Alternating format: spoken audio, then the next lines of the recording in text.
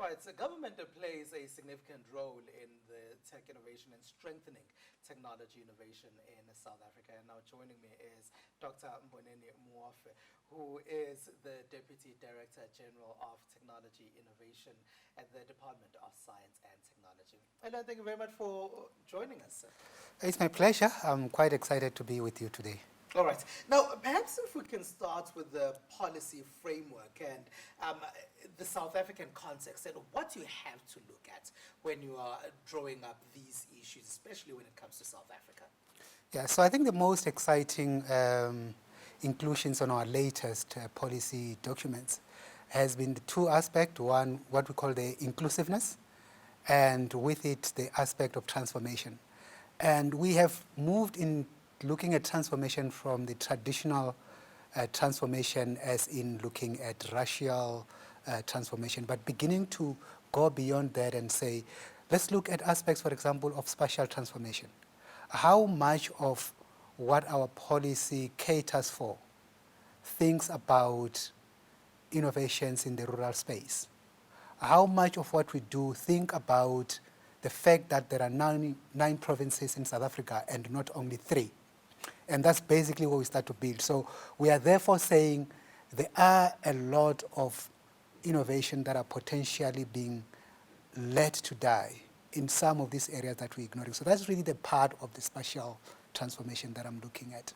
Now, obviously, there are bigger aspects around when you want to have an impact, you need to walk the whole entire population of the country. And the biggest exclusion in the past has been that of women. Now, they make a huge percentage of South African population, but we find that a lot of the previous policies have really not included. And when you look, for example, at the impact, especially in the rural areas, we've got programs that are running, especially in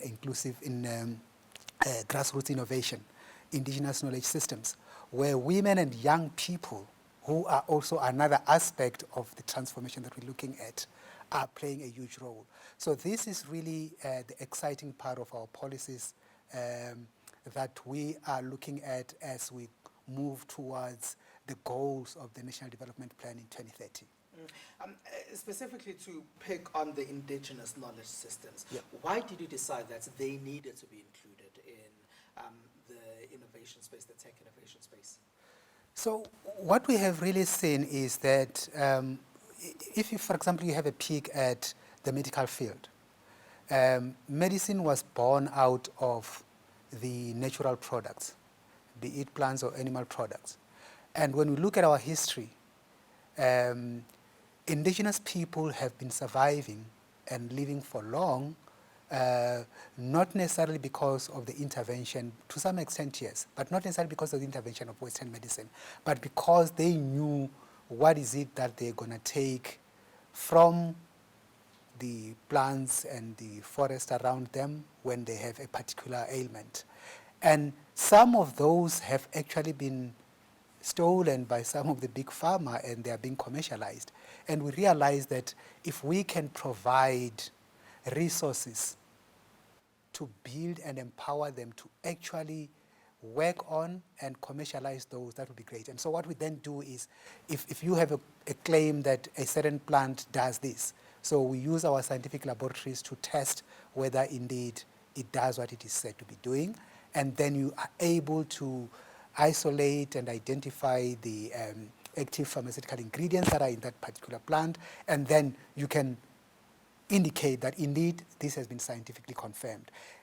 When you have done that, you also realize that some of them didn't really have, for example, an appreciation of business principles. So you then also have programs that assist them, partnering the work that is being done through the Technology Innovation Agency. In some instances, we partner with the Innovation Hub, and then also we also have facilities within the Department of Science and Innovation family, where some of these things can actually be tested and the support can be given even through incubation. And the consultation processes and the work that goes into drawing up these policy frameworks that you have to, especially here, because obviously it needs to also take you to the rural areas, and as you say, that South Africa doesn't have 3, but has 9 provinces. Yeah. So the consultation happens at various levels. Firstly, we have a very good relationship with various institutions of higher learning. And the good thing now is obviously the fact that the Department of Science and Innovation now reports to one minister together with our sister government department, now the Department of Higher Education and Training. So that actually creates that synergy that was missing. So we are therefore now even able, for example, just last month, we were launching a partnership with one of the TVET colleges, and we want to really expand this. So this is now beginning to allow us to move into a consultative implementation approach. In terms of the formulation of the policies themselves, yes, there were also a whole lot of consultation. Firstly, with the private sector, with other government departments. You might be aware of the whole master plan approach that government is running, where we say, if it's an agricultural master plan, you're going to have all the players in the agricultural sector, private and public, and also those that are coming as individual people. So you sit and say, what do we want to get out of agriculture from the innovations point of view, which then contributes to the bigger master plan that will be led by the Department of Agriculture, for example. So those are the consultation that makes sure that everybody is included. So on the IKS space, for example, you then know that the knowledge holders will probably be either the traditional healers or leaders, or even an ordinary man or woman in the village who knows which sort of herbs to use. So those are then part of our engagement with indigenous knowledge holders, which we call them. And we work with them and make sure that after we have agreed and we are implementing, they also become beneficiaries of whatever products come out of the process of implementation. Should be interesting what comes out of a lot of those, especially when you take someone who's never seen a laboratory before, and then suddenly what they've been using for decades and centuries suddenly ends up as a product that they can benefit financially from. Thank you very much. It's my pleasure. All right. That is Dr. Mmboneni Muofhe, who is the Deputy Director General of Technology Innovation at the Department of Science and Innovation.